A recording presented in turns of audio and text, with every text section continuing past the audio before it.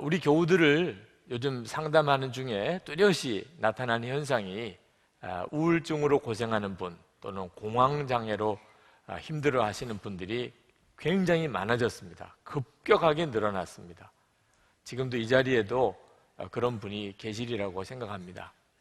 아주 마귀가 우리 마음을 작정하고 공격하기로 아마 역사하고 있는 모양입니다. 마음에 말할 수 없는 병으로 인해서 고통당하는 분들이 많습니다. 근데 상담을 하면서 보니까 실제로 요즘 살아가는 우리 시대에 속상한 일 너무 많고 또 마음의 상처도 너무 많고 세상 돌아가는 것 보면서 우리 마음의 분노도 너무 많고 정상적인 마음을 가지고 사는 게 오히려 이상할 정도인 세상을 우리가 살고 있다는 것을 알게 됐습니다. 여러분 아마 마음 상하는 일이 많았을 겁니다. 지난 한 주간 동안 살면서 듣고 보는 것들이 우리 속을 뒤집어 놓고 정말 화나게 만들고 때때로 절망하게 하는 일이 너무너무 많잖아요. 지금 우리 사회의 심각한 문제 중에 하나가 술을 권하는 문화입니다.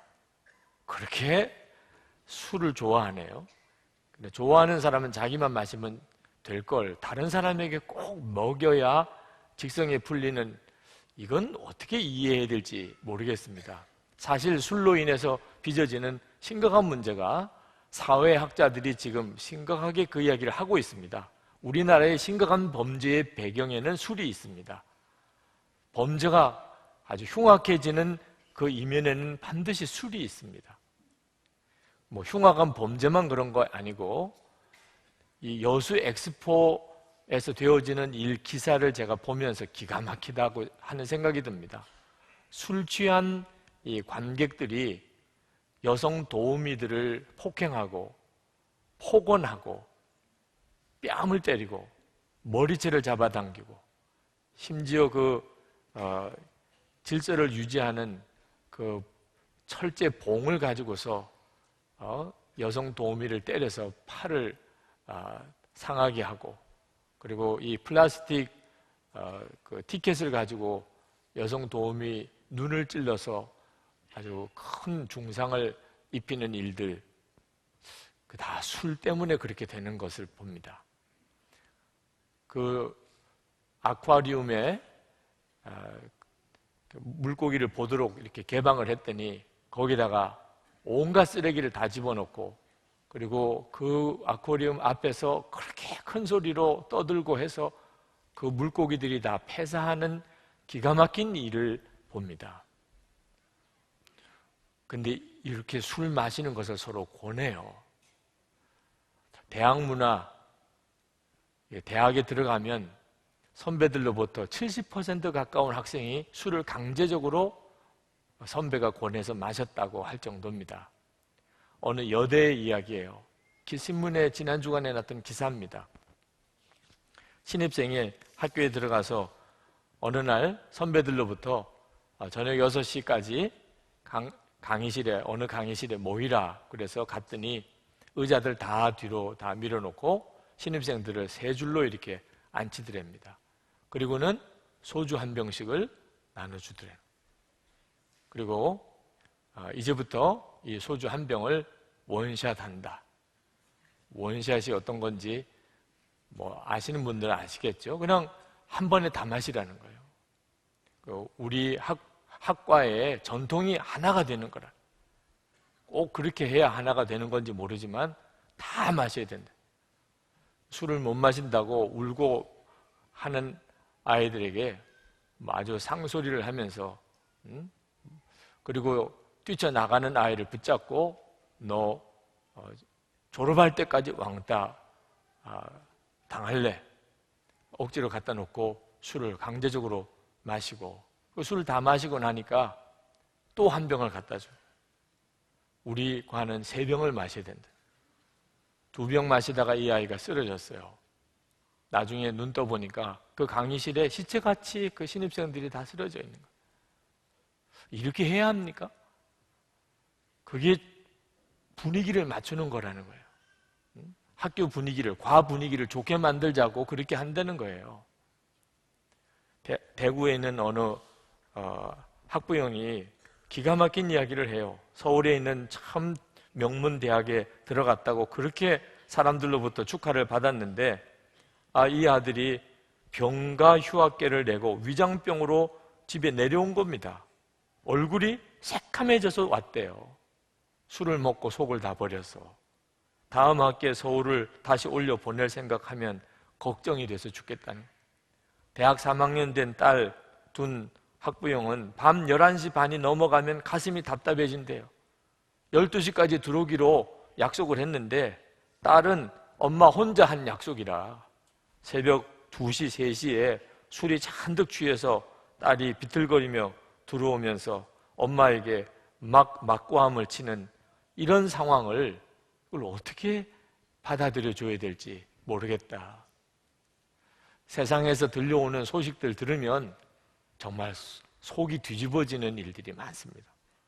정치에 대한 뉴스를 들을 때마다 세상이 어떻게 되려고 하는 건가 하는 생각이 들 때도 있고, 경제적인 소식이 암울하게 들려오기도 하고, 뿐만 아니고 악하게 사는 사람이 더 잘 되네.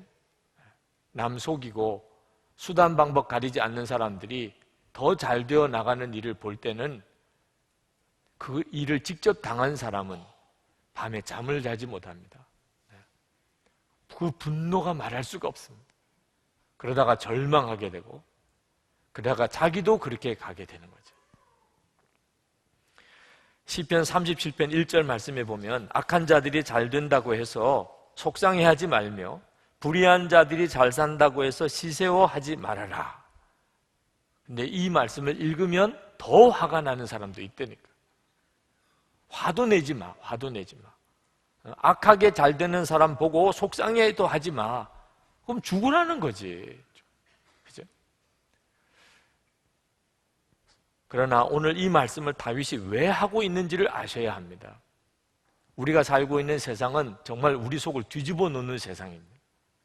그러나 여러분, 마음을 잘 지켜야 한다는 사실을 명심해야 합니다. 다윗이 지금 이 말씀을 하는 것은 마귀가 우리 마음을 작정하고 우리 마음을 뒤집어 놓으려고 하고 있단 말이에요. 우리 마음에 상처를 주고 병들게 만들고, 우리 마음에 분노를 심어주고, 우리 마음에 불평을 심어주고, 그리고 우리를 낙심하고 좌절하게 만들려고 하고 있다는 겁니다. 그걸 허락하지 말라는 거예요. 다시 한번 37장 1절을 보면 악한 자들이 잘 된다고 해서 속상해하지 말고 불의한 자들이 잘 산다고 해서 시세워하지 말아라. 7절에 보면 마음 상해하지 말아라. 8절에 노여움을 버려라.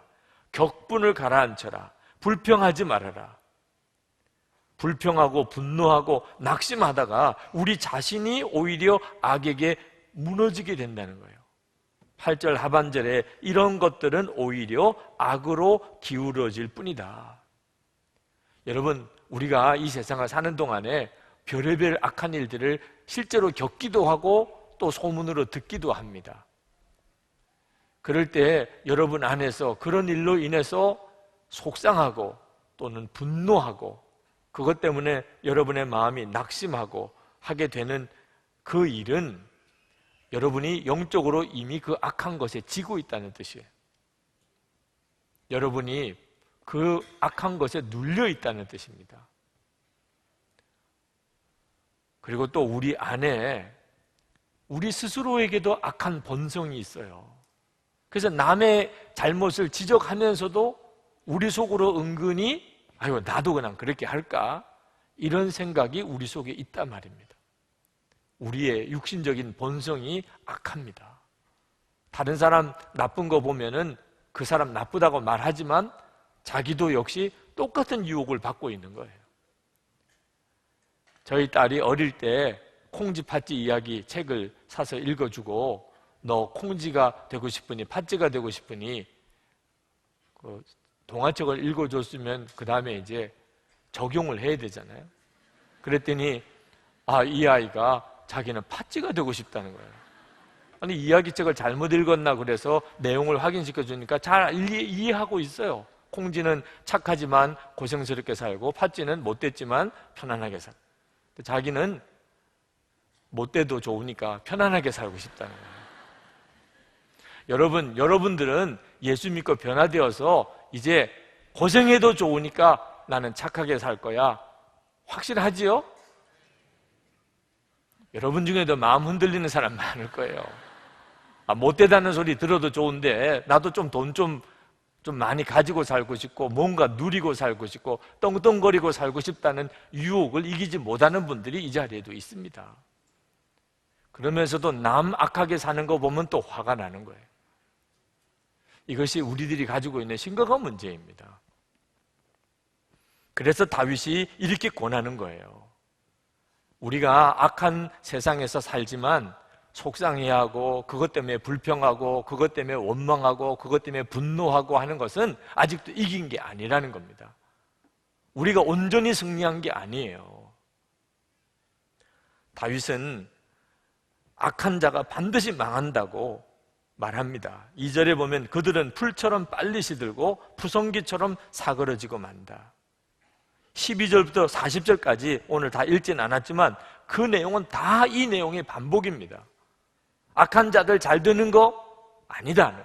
끝까지 가보면 반드시 다 망한다 말이에요. 하나님은 분명히 살아계시다. 악한 자가 잘 되는 걸 보실 때 하나님은 비웃고 계시다. 왜? 그 결말을 아시니까. 그 말씀을 다윗이 하고 있습니다. 우리도 다 아는 내용입니다. 우리도 조금만 인생을 살아보고 세상을 겪어보면 악한 자가 마지막이 다 안 좋구나 하는 것을 우리도 다 겪어서 압니다. 길게 내다보면 악해서 좋을 게 하나도 없습니다. 그런 걸 알면서도 우리 안에 여전히 마음에 이 악한 것에 대한 문제를 완전히 해결받지 못하고 있습니다. 세상이 악할 때 용기를 잃어버려요. 악한 세상에서 선하게 살 용기를 가지고 있는 그리스도인들이 드뭅니다. 의롭게 산다는 일, 예수를 믿고도 아직도 해결이 안 된 분들이 많습니다. 악해서 수단 방법 가리지 않고 살아서 잘 되는 사람 보면 은근 부러울 때도 있다 그 말입니다. 로마서 12장 21절에 악에게 지지 말고 선으로 악을 이기라, 그 말씀을 분명히 알지만 어떻게 선으로 악을 이길 수 있냐 말입니다. 우리의 마음속에는 어떻게 선으로 악을 이기나 말이에요. 세상이 그렇게 보여지지가 않습니다. 선한 사람은 지게 돼 있어요. 어떻게 선으로 악을 이기지요? 다윗이 그 점에 대해서 우리에게 오늘 아주 놀라운 대답을 해주고 있습니다. 다윗은 그저 우리에게 악한 세상을 보고 속상해하지 말고 사람들이 악해서 잘 되는 거 보고 시기심 갖지 말고 마음에 분노하지 말라고 말씀하는 거 아닙니다. 그러면 진짜 죽으라는 거죠. 안 되는 일인데 다윗은 우리에게 놀라운 말씀을 하고 계십니다. 그것은 주님을 바라보라는 것입니다. 그저 악한 사람 보고 내가 그것 때문에 속상해하지 말아야지, 결국 저들은 다 마지막은 다 망할 거야, 그러면서 마음에 분노도 하지 않고 그렇게 살라는 게 아닙니다. 그건 안 되는 일이에요. 다윗은 우리에게 어떻게 악한 세상에 살면서도 그들에게 분노하지 않고 우리는 끝까지 선하게 살 수 있는가? 주님을 바라보라는 겁니다. 주님을. 3절에 보면 주님만 의지하고 선을 행하여라. 4절에 기쁨은 오직 주님에게서 찾아라. 5절 내 갈 길을 주님께 맡기고 주님만 의지하여라. 주님께서 이루어 주실 것이다. 7절에 잠잠히 주님을 바라보고 주님만을 애타게 찾아라 라고 말씀하고 있습니다. 다윗은 우리에게 어떤 게 악한 길이고 어떤 게 선한 길이고, 그래서 우리는 마땅히 선한 삶을 살아야 된다는 식으로 무슨 윤리 강연을 하고 있는 게 아닙니다. 다윗은 우리에게 매우 중요한 영적인 전쟁에 대해서 말씀하고 있는 겁니다. 이 세상이 다 악할지라도 어떻게 우리가 선하게 살 수 있는가? 우리 주님이 우리와 함께 계시기 때문에.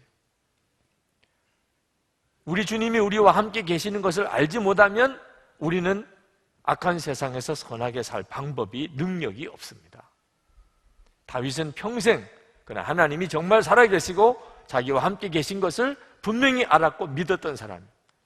다윗은 스스로가 다 악할지라도 그가 선하게 살 수 있음을 삶으로 보여준 사람이에요. 그리고 그것을 권하는 것입니다. 이번에 제가 쓴 책 내가 나를 사랑하느냐, 그 책의 마지막 단원에 보면은 사랑하는 사람이어야 천국에 가는 사람이라고 하는 말씀을 그 책 속에 실었습니다.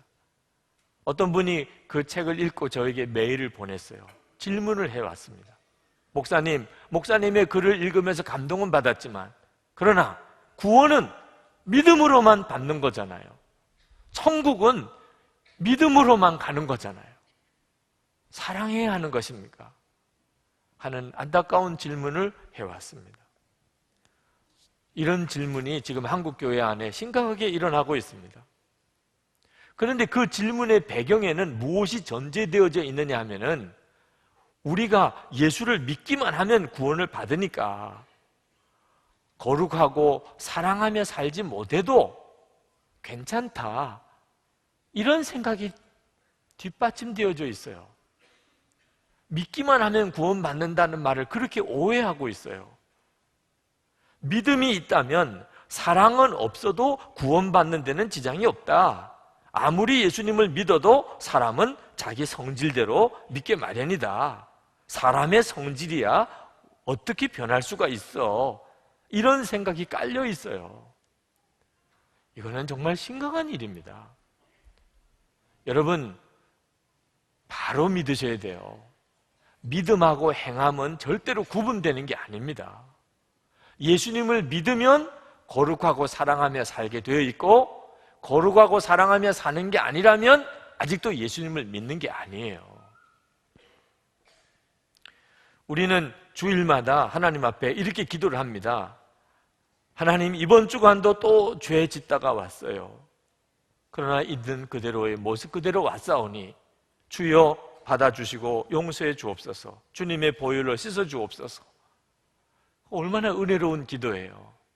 그런데 문제는 이런 기도를 매주마다 한다는. 그러니까 그런 기도를 처음에 할 때는 정말 은혜롭지요. 처음에 할 때는 자기의 죄를 솔직히 주님께 고백하고 주님의 보혈로 씻어주기를 구하는 그런 기도니까 얼마나 귀합니까? 그런데 이제는 아주 습관이 되어버렸어요. 그래서 이제는 주여 또 죄 짓다가 왔사오니 라고 하는 이 기도 속에 아주 다음 주간에 죄 지을 걸 전제로 하고 있는 거예요. 이제 또 죄 짓고 또 다음 주에 또 똑같은 기도를 드리는 거예요. 마음에 죄 짓고 사는 것을 아예 당연한 것처럼 받아들이는 위험한 일이 지금 한국교회에 퍼져 있어요. 여러분, 주일에 와서 기도할 때 정말 주여 승리하고 왔습니다. 이번 한 주간은 정말 죄를 이기고 세상을 이기고 왔습니다. 성령님 역사해 주셔서 감사합니다. 이런 기도를 하는 것은 이상한 기도인가요? 언제쯤 그런 기도를 우리가 할 수 있을 거지? 우리가 다음 주에는 그런 기도를 드리기를 하나님께 소원하면서 오늘 이 예배를 마칠 수는 없을까요? 흔히 구원은 믿음으로 받고 그리고 행함은 상급으로 받는다고 가르칩니다. 믿음으로만 구원받는다고 가르치려고 하다 보니까 행함 문제를 어떻게 다뤄야 될지 몰라서 그거는 상급이야. 하나님 앞에 갔을 때 받는 상급이야. 상급은 뭐 큰 상 받는 사람도 있고 작은 상 받는 사람도 있죠. 천국 가는 거는 다 믿음으로 똑같이 들어가고, 그래서 천국에 갔더니 어떤 사람의 집은 고래등 같은 집이고 어떤 사람은 개집 같은 집이더라, 이런 이야기도 있어요. 어떤 사람은 천국 가서 면류관 쓰고 어떤 사람은 개털모자 쓰고 다니더라, 이런 이야기도. 정말 그럴까요? 천국에 갔더니 어떤 사람은 고래등 같은 집에 살고 어떤 사람은 개집에서 살고 어떤 사람은 면류관 쓰고 다니고 어떤 사람은 개털모자 쓰고 다니고, 그럴까요? 개집에서 살면 천국일까요? 개털모자 쓰고 다니는 천국이 정말 있을까요? 믿음으로만 구원받는다고 가르치려다 보니까 이런 모순에 빠지게 되는 것. 여러분, 히브리서 12장 14절에 모든 사랑과 더불어 화평함과 거룩함을 따르라. 이것이 없이는 아무도 주를 보지 못하리라. 상급 문제만 아닙니다. 아예 주님 앞에 서는 것 자체가 안 되는 거예요. 모든 사랑과 화평함을 이루고 거룩하지 못한 사람은 주님 앞에 서는 것 자체가 문제가 생기는 거예요. 왜 이런 문제가 생기느냐 하면 복음을 지식으로만 받아들이니까 그렇습니다. 복음을 교리로만 이해하니까 그런 겁니다. 예수님 믿으면 죄사함 받고 하나님 자녀 된다, 이렇게 그냥 교리로만 받아들이니까 그래요. 복음은 예수님 그분 그 자체이신 것입니다. 성경은 놀라운 약속을 우리에게 하고 계세요. 예수를 믿으면 예수님이 그 마음의 중심에 오신다는 겁니다. 예수님이 나 위에 십자가에 죽으신 것을 믿으면 나도 예수님과 함께 죽은 것이 되고, 그리고 예수님은 내 마음에 오신다는, 마태복음 28장 20절에 내가 세상 끝날까지 너희와 항상 함께 있으리라. 요한복음 14장 18절에 내가 너희를 고아와 같이 버려두지 아니하고 너희에게로 오리라. 고린도후서 13장 5절에 예수 그리스도께서 너희 안에 계신 줄을 너희가 스스로 알지 못하느냐. 갈라디아서 2장 20절에 내가 그리스도와 함께 십자가에 못 박혔나니 그런즉 이제는 내가 사는 것이 아니요 오직 내 안에 그리스도께서 사시는 것이라. 예수님을 믿는다는 말은 단순히 속주의 교리를 믿는 것뿐만 아닙니다. 예수님 그분이 우리와 함께 계시는 거죠. 자, 예수님과 함께 산다면 삶이 바꿔질 수밖에 없어요. 예수님과 함께 산다면 은밀한 죄를 지을 수가 없어요. 예수님과 함께 산다면 어떻게 미워하고 싸우고 삽니까? 예수님과 정말 함께 산다면 가정과 교회가 하나 될 수밖에 없지요.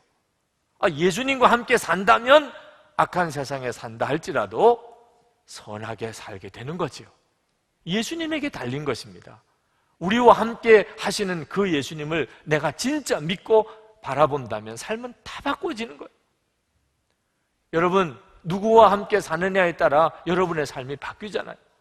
결혼하기 전에 혼자 살 때, 결혼하고 난 다음에 부부가 같이 살 때 삶이 완전히 다르잖아요. 부모님과 함께 살 때 또는 자녀들끼리만 살 때 다르잖아요. 결혼해서 아이가 생겨서 집에 아이가 생겼을 때 아이 없을 때하고 아이가 있을 때하고 다르잖아요. 며느리가 사위가 생겼을 때 가족 분위기가 다르잖아요. 예수님 나와 함께 내 마음에 계시다, 어떻게 삶이 안 바뀔 수가 있어요? 예수님을 믿기는 하는데 어떻게 행함이 없을 수가 있나 말입니다. 주님을 바라보고 사는 것이 핵심입니다. 찰스 듀튼이라고 하는 유명한 영화 배우가 있습니다. 그는 사람 죽이고 감옥에 갇혔던 사람입니다. 그가 지금은 화려한 영화 배우로, 영화 감독으로 활동하고 있습니다. 사람들이 그 사람을 만나서 당신은 사람 죽이고 감옥에 들어갔던 사람인데 어떻게 이렇게 인생 역전을 이루었느냐고 그에게 물을 때 이 찰스 듀튼이 아주 유명한 이야기를 했습니다. 나는 감옥에 있을 때 내 감방을 꾸미는 일을 하지 않았기 때문입니다. 감옥에 갇히게 되면, 그러면 사람들은 누구나 다 그저 그 감옥 안에서라도 그저 자기가 마음에 드는 사람 포스터를 붙이고, 그리고 자기가 편안하게 지내도록 그 감방 안을 그래도 이렇게 꾸며서 정리해서 살려고 합니다. 감방 안에서라도 뭔가 편안하게 자기가 마음에 들도록 살아야 되니까. 근데 이 찰스 듀튼은 자기가 감방에 들어갔을 때 자기는 이 감방에서 살 사람이 아니라고 생각했습니다. 여기는 내가 살 곳이 아니에요. 그래서 그는 감방을 꾸미는 일을 하지 않았다고 그랬습니다. 그리고 그는 거기서 자기의 미래를 꾸몄습니다. 책을 읽었어요. 기술을 배웠습니다. 왜? 자기가 살아야 될 곳은 여기가 아니니까. 여러분, 우리가 꼭 교도소에 들어가서만 감방생활 하는 거 아니라는 거 아십니까? 우리가 늘 자유롭게 사는 것 같은 내 집이, 또 직장 생활이 많은 사람들에게는 감옥 생활과 같습니다. 여러분, 지난 한 주간 동안 여러분 어떻게 사셨나요? 많은 사람들이 마음에 실제로는 감옥에 갇혀 있는 것처럼 살아요. 겉으로는 자유인이지만 그 속은 감옥 생활을 하고 있는 겁니다. 사람을 미워하고 인생을 불평하고 그리고 마음의 상처를 가지고 풀지 못하고 그리고 마음에 분노하고 삶의 의미를 잃어버리고 짜증내고 그리고는 술, 담배에 매이고 음란한 동영상에 거의 중독이 돼 있고 도박에 중독이 돼 있고 또는 온갖 스포츠나 이런 데 내 시간, 세월 다 허비하고 오늘 이 자리에도 마음에 실제로는 감옥 생활을 하는 분들 많이 있습니다. 평생 자기 감방이나 꾸미고 사는 겁니다. 우리 주님 앞에 섰을 때 너는 일생 동안 뭐하고 살다가 왔느냐? 아무것도 한 게 없어요. 뭐하고 살다가 왔느냐? 주님 앞에 보고 드릴 게 없어요. 교도소에 갇힌 그 사람이 자기 감방이나 꾸미고 살았던 그 수준을 벗어나지 못하고 살았어요. 여러분, 그러나 우리가 예수를 믿게 되면 이 마음의 감옥 생활에서 우리가 건짐을 받게 된다는 사실을 여러분 분명히 기억하셔야 됩니다. 우리가 예수님을 내 마음에 영접하는 순간에 우리는 더 이상 마음의 감옥 생활을 하지 않습니다.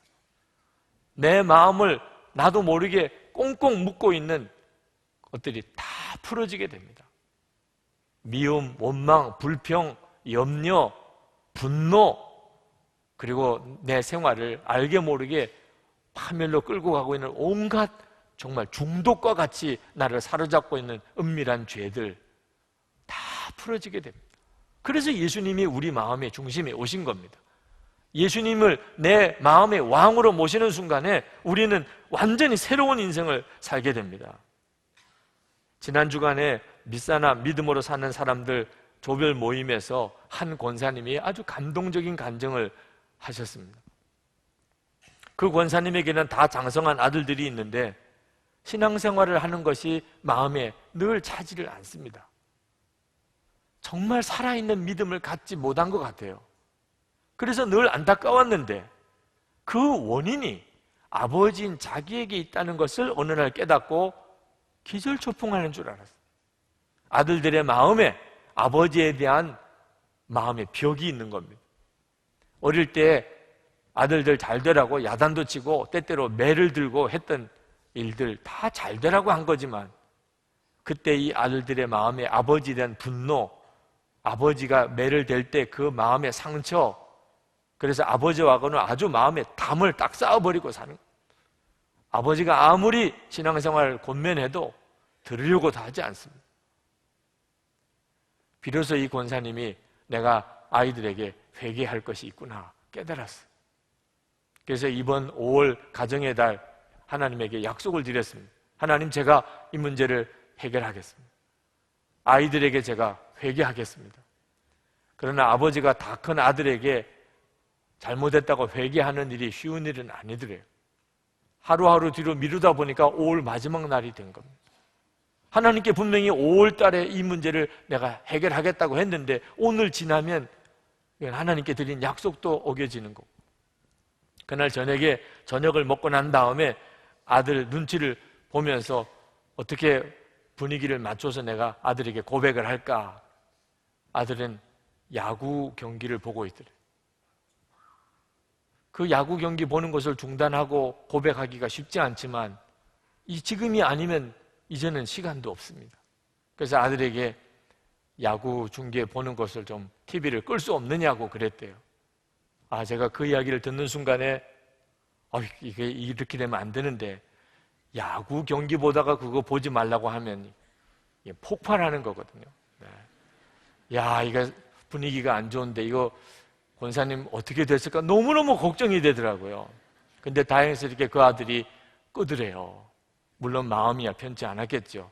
아버지가 또 무슨 이야기 하느라고 내가 좋아하는 야구도 못 보게 하나 그랬겠죠. TV를 끄고 있는데 이 권사님이 그 아들 앞에 가서 무릎을 꿇었어요. 아버지가 그 다 장성한 아들 앞에 무릎을 꿇고 아버지를 용서해달라. 내가 너를 매를 떼고 내 마음에 상처 주었던 일이 많았다. 그때는 내 믿음이 그 정도밖에 안 됐어. 다 너희들 잘 되라고 한 거고 아버지로서 당연히 그래야 된다고만 생각했는데 알고 보니까 너희들의 마음을 내가 이해 못했고 만져주지도 못했고 아버지로서 부족한 게 너무 많았다. 그로 인해서 너가 마음이 상하고 속상한 게 아버지를 용서하고 풀어주면 좋겠다. 그러고는 울면서 아들 앞에서 무릎 꿇고 회개를 했다. 아들은 너무너무 당황해. 아버지 왜 이렇게 하시냐고. 그러나 결국은 그 아들과 아버지 함께 손을 잡고 울면서 같이 기도하는 시간을 가졌다는, 그 고백을 하는데 그 조별 모임에 참석했던 사람이 다 아멘하고 박수를 쳤어요. 우리들의 일인 것처럼 기뻤어요.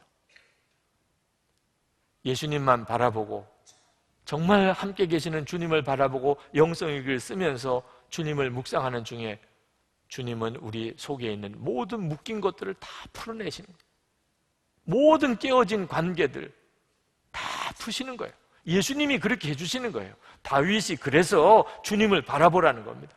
악한 세상에 살고 마음이 상하는 일이 많지만 세상만 자꾸 바라보고 묵상하다가 보면 우리도 그렇게 돼버리고 만. 그러니 주님을 바라보라. 구원은 주님께로부터 오는 것이라. 악한 세상에서 우리가 세상에 묶이지 아니하고 살 수 있는 힘이 주님께로부터 온다는 겁니다. 그래서 우리 교우들에게 24시간 주님을 바라보시도록 영성일기를 쓰면서 주님 바라보시는 도전을 해드리는 것입니다. 여러분, 우리가 예수님을 진짜 믿게 되면 세상은 아무리 악해도 선하게 살 수 있습니다. 그러나 세상에서 선하게 사는 정도가 아닙니다. 이 악한 세상 가운데 선하게 사는 삶을 통하여 세상을 변화시켜내게 됩니다. 내 삶이 사명이 있구나 하는 걸 깨닫게 됩니다. 다들 악하게밖에 살 수 없다고 생각합니다. 어쩔 수 없이 악할 수밖에 없다고들 말합니다. 그렇지 않은 사람은 다 속이 상해 있습니다. 그때 하나님은 우리들을 통하여 얼마든지 선하게 살 수 있음을 보이신단 말이에요. 얼마든지 의롭게 살 수 있고 사랑하고 살 수 있음을 보이신단 말입니다. 우리가 주님을 바라보면 그렇게 하시는 것입니다. 사무엘 S. 스컬이라고 하는 사람이 미국의 애리조나의 사막지대에 있는 농장에서 아내와 아이들과 같이 살고 있었습니다. 그런데 어느 날 토네이도가 밤에 그 농장을 덮쳤습니다. 밤새도록 엄청난 소용돌이가 들이닥치는 것을 들으면서 이 사무엘은 이제는 나는 끝났다, 우리는 다 망했다, 그렇게 생각했습니다. 집에 있는 지붕도 절반에 다 날아갔습니다. 토네이도가 지나가고 이제는 새벽이 됐어요. 온몸이 만신창이가 됐지만 도대체 어느 정도 피해를 입었는지는 알아보려고 집을 나와서 보니까 기가 막힌 겁니다. 남아있는 건 아무것도 없어요. 닭장 다 날아가 버려, 통째로. 트랙터 헝겊처럼 구겨져서 땅에 처박혀 있습니다. 이제 이걸 어떻게 해야 되나. 기르던 닭들은 도처에서 다 죽어서 널브러져 있습니다. 앞으로 어떻게 살아야 되나? 이 농장을 어떻게 복구할 수 있을까? 마음이 절망 가운데 있는데 그 무너져 내린 잔해 속에 뭐가가 움직이는 게 보였어요. 저게 뭐지? 보니까 수탉 한 마리가 그 잔해 더미에서 비집고 나오는 겁니다. 밤새도록 비를 맞아서 다 쫄딱 젖었어요. 털이 또 뽑혀나가서 군데군데 생살이 드러나 있는 몰골이 말이 아닌 수탉입니다. 근데 그 수탉이 그 잔해 더미에서 비틀비틀 기어 나오더니 그 잔해 더미의 제일 위에 있는 나무 판자 위에 올라가 섰어요. 그때 동쪽의 지평선에서 태양이 막 떠오르고 있었습니다. 근데 그 수탉이 그 앙상한 날개를 퍼덕거리면서 거기에서 의기양양하게 우는 겁니다. 어떻게 울었는지는 도무지 옮길 수가 없어요. 제 능력의 범위를 벗어나는 일. 나 여러분들이 다 아시리라고 생각합니다. 그렇게 울었어요. 여러분이 생각하는 거죠. 네. 이분이 감동을 받았습니다. 지금 주변은 다 무너졌어요. 완전한 절망이에요. 그런데 이 수탉이 아침이 밝았다고 우는 겁니다. 우렁차게. 그것은 하나님께서 그 수탉 속에, 그 유전자 속에 아침이 되면, 그러면 큰 소리로 울려서 아침을 깨우도록 하나님이 본성을 심어 주었기 때문에 그 수탉은 자기에게 있는 그 본성에 충실하게 거기서 아침을 깨우는 울음을 우렁차게 울은 겁니다. 여러분, 우리는 육신의 본성을 가지고 있지만 우리는 예수 그리스도를 영접하고 난 다음에 사람이 완전히 달라졌습니다. 예수님은 우리 안에 오셨습니다. 지금 우리 안에 계십니다. 그러므로 예수 믿는 성도들에게는 놀라운 영적인 본성이 있습니다. 그것은 선하게 사는 것입니다. 세상이 다 악해도, 다 악에 무너진 것 같아도 우리는 예수님 때문에 우리는 선하게 삽니다. 의롭게 삽니다. 우리가 예수님을 바라보면 반드시 그렇게 됩니다. 우리가 예수님을 바라보고 살면, 정말 24시간 주님을 묵상하면 주님은 우리를 통해서 세상을 깨우십니다. 다 악하게만 사는 거 아니에요. 다 죄짓고 사는 것도 아닙니다. 의롭게 사는 사람이 있습니다. 선하게 사는 사람이 있습니다. 하나님을 진짜 믿는 사람이 있습니다. 그게 저와 여러분들이에요. 지난 주간에도 말씀을 드렸지만 하나님께 기도하고 있습니다. 하나님, 진짜 증인이 필요합니다. 나는 죽고 예수로 사는 그 증인이 필요합니다. 많은 사람들이 지금도 믿으면 구원받느냐, 행함이 필요하냐, 이런 쓸데없는 논쟁을 하고 있습니다. 예수님을 믿으면 당연히 행함이 따라오는 그 증인이 필요합니다. 기도하고 있어요. 지난 주간에 설교를 듣고 저에게 메일을 보내준 사람이 있습니다. 목사님, 제가 그런 사람입니다. 목사님, 제 마음을 지금 이해할 수가 없습니다. 하나님 기뻐하는 뜻대로 성령의 인도대로 살고자 하는 이 엄청난 내 마음의 열망을 목사님 저는 가지고 있습니다. 그래서 페이스북을 시작을 했습니다.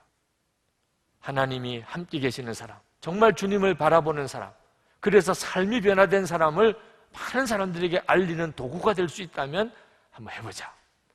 혹시 여러분 중에도 제가 그렇습니다. 내가 예수님을 계속 믿고 바라보는 중에 주님은 내 삶을 다 바꾸셨습니다. 내 주변 상황은 다 암울하고 악하지만 주님은 나를 계속해서 선하게 살도록 이끌어가고 계십니다. 그런 증언이 있으면 저에게 주세요. 오늘 이 시간에 우리 같이 기도하기를 원합니다. 오늘 이 예배에 참여한 여러분들의 마음의 심령에 오늘 주님께서 말씀과 함께 성령으로 역사하셔서 주님을 바라보는 눈을 열어주시기를 원합니다. 세상이 너무나 악하고, 그리고 여러분도 그것 때문에 고통을 많이 당하겠지만, 그러나 그것 때문에 원망하고 불평하고 미워하고 분노하지 아니하고 오히려 여러분의 마음에 넘치는 기쁨, 감사, 사랑으로 오히려 세상을 변화시키는 하나님의 계획을 믿으시기 바랍니다. 기도하십시다. 은혜와 사랑에 충만하신 아버지 하나님, 놀라우신 하나님의 은혜를 감사합니다.